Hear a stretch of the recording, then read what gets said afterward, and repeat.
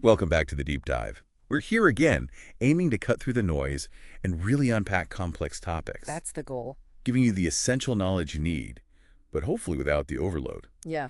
Think of this series as your structured guide through the MPEP, the Manual Patent Examining Procedure. Yeah. We're trying to help you build a solid understanding, section by section, of what's a really critical roadmap for patent protection. It absolutely is. And we're continuing our journey in Chapter 1800, which is all about the Patent Cooperation Treaty, the PCT. Right. And today, we're zeroing in on a really fundamental piece, MPEP Section 1824. The title is simply the claims. Claims. Definitely the heart of any patent application, wouldn't you say? Without a doubt, they define the protection. So this section, Section 1824, it lays out the core legal and procedural rules for how you draft claims when you're filing an international patent application under the PCT. Yeah. It's not just important, it's foundational if you're looking at global protection using the PCT system.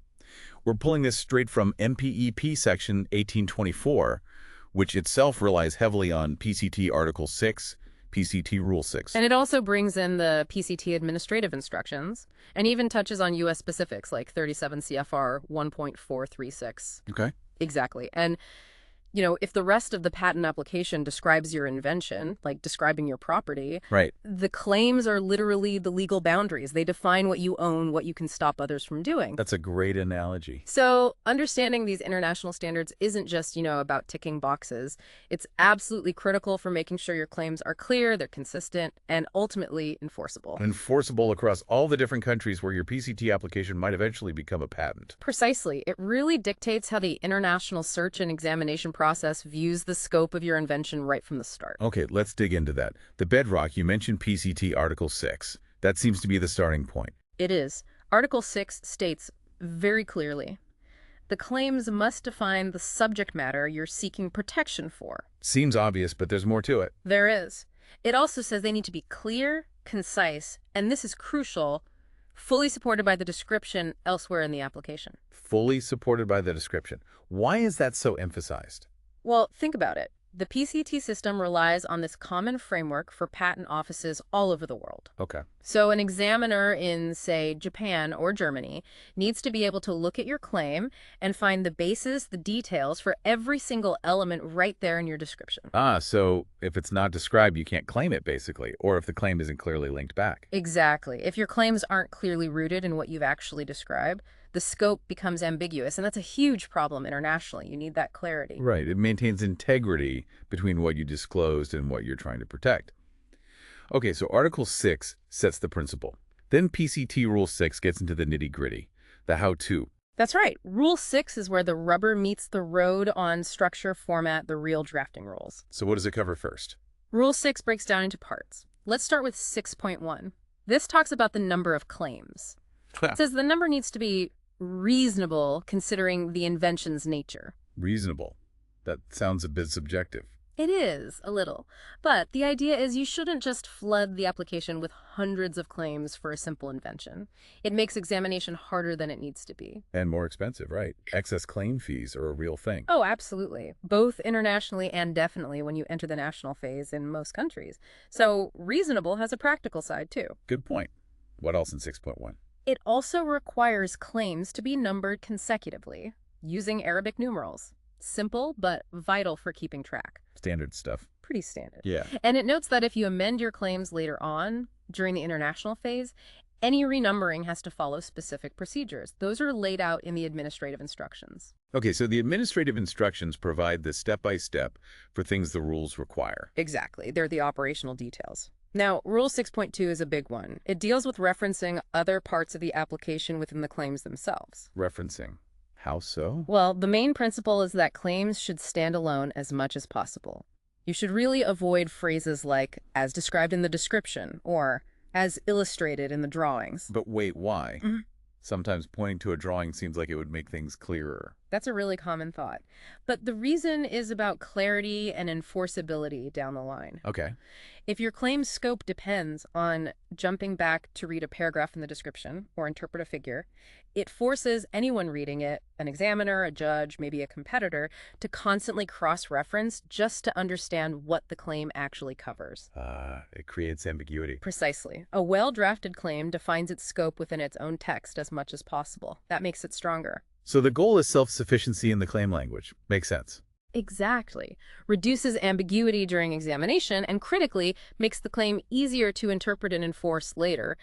But there is an exception. Rule 6.2 allows, and it can be helpful. Okay. You can include reference signs, the numbers from the drawings in parentheses within the claim text. Oh, like a widget 15, where 15 points to the widget in the drawing. Yes, just like that. And Rule 6.2 is very explicit here. Those reference signs are only there to help understand the claim, to provide that visual link. They don't limit the claim itself. Correct. They are explicitly stated as not limiting the scope. The words define the scope. The numbers are just signposts. Got it. Helpful, but not defining. Okay. What about Rule 6.3?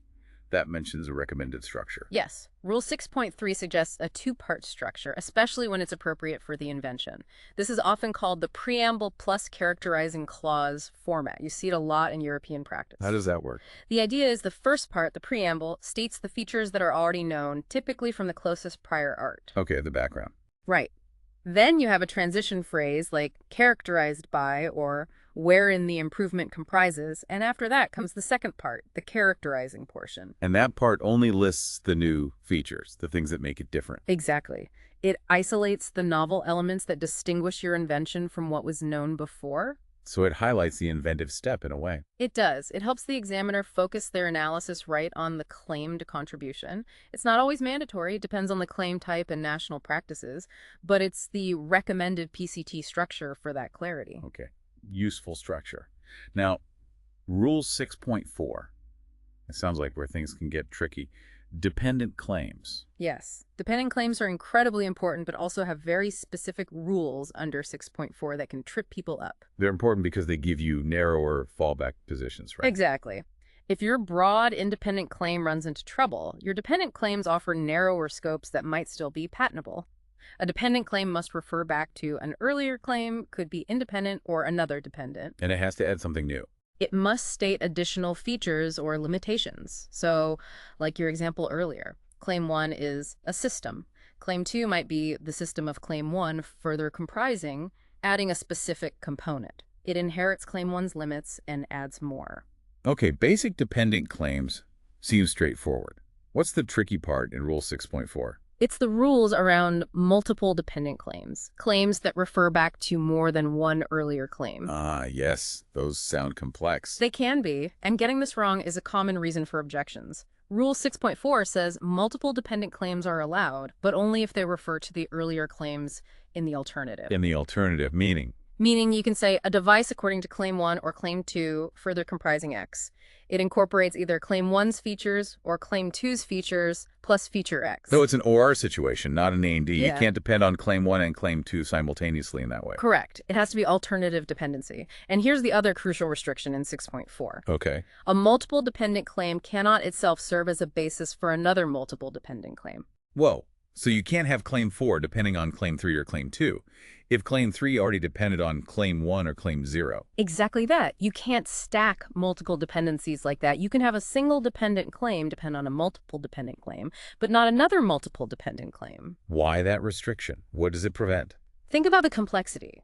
If you could chain multiple dependencies, figuring out the exact scope of a claim deep in that chain would become a nightmare. Like tracing a complex family tree. Kind of. It would make claim analysis incredibly difficult and ambiguous for examiners, the public, everyone. So the rule forces a clearer, more manageable structure. Keeps the claim tree from getting too bushy. That's a good way to put it. The insight here is PCT wants flexibility with dependent claims, but limits the complexity of multiple dependencies to maintain that international clarity. Makes sense. It forces discipline in drafting.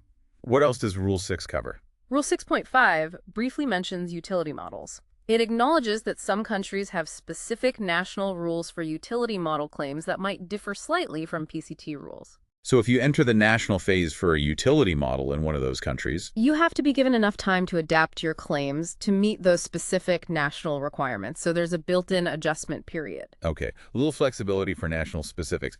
Now, what about changing claims after you've filed? Amendments. Right. Amendments are definitely possible. You can amend under PCT Article 19, which is typically after the International Search Report comes out, or under Article 34 if you request international preliminary examination. And the how-to for that is in the administrative instructions. Yeah. Section 205. Exactly. Section 205 lays out the procedures. You can cancel claims, add new ones, modify existing ones. So you have options to refine things. You do. But, and this is a huge practical point, any amendment you submit must come with a letter, a written explanation. A letter explaining the changes. Yes. And it has to be detailed. You can't just send in a new claim set.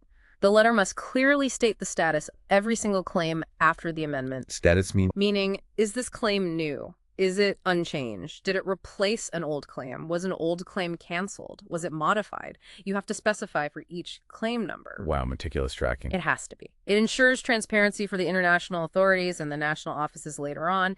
If you don't provide that clear explanation in the right format, you'll likely get objections and delays. So the insight is, amending isn't just changing words, it's documenting those changes rigorously. Absolutely. It's about maintaining that clear audit trail for the claims. Okay, and finally, MPEP Section 1824 connects us all back to the U.S. system via 37 CFR 1.436. Right. That U.S. regulation basically confirms that the USPTO, when it's acting as a PCT receiving office or handling applications entering the U.S. national stage, Yes. it applies these core PCT rules, Article 6 and Rule 6 for the claims. It ensures consistency between the international phase and U.S. national phase examination regarding claim substance. And does 1.436 add anything else? Yeah. I think that line mentioned physical format. It does reiterate some physical format requirements, things like claims starting on a new sheet, margin rules, line numbering. Stuff we see elsewhere in the MPEP for general application formatting. Exactly, standard formalities, but 1.436 flags them specifically for PCT national stage entries to ensure compliance within the U.S. system, even while the substantive claim rules follow the PCT standard. Okay, so when you look at all these pieces together, Article 6 is foundation, Rule 6 is detailed structure and dependency rules, the amendment procedures, the U.S. adoption via 37 CFR. It really paints a picture of a carefully designed system. It really is. The level of detail, especially in Rule 6, it all points towards one main goal: making PCT claims as clear, predictable, and uniformly presented as possible. Regardless of where they were written or where they'll be examined. Exactly. That consistency is what makes the whole international examination process work more smoothly. It's fundamental to the PCT. And for you, the listener, navigating this system, why do these technical rules ultimately matter so much? Well, understanding them and applying them correctly isn't just academic. Getting the claims right from the start in your PCT application, following these rules carefully. It saves time and money later. Definitely. It minimizes formal objections internationally, sets you up for smoother examination in various countries, and honestly, it builds a stronger foundation for your actual patent rights. Where's getting them wrong? Can lead to delays, expensive fixes, maybe even arguments later about what your claims actually cover. It's like that house analogy. Again, a weak foundation makes the whole thing vulnerable. It makes total sense. Okay, let's quickly recap this deep dive into MPEP Section 1824. We hit the core requirement from PCT Article 6.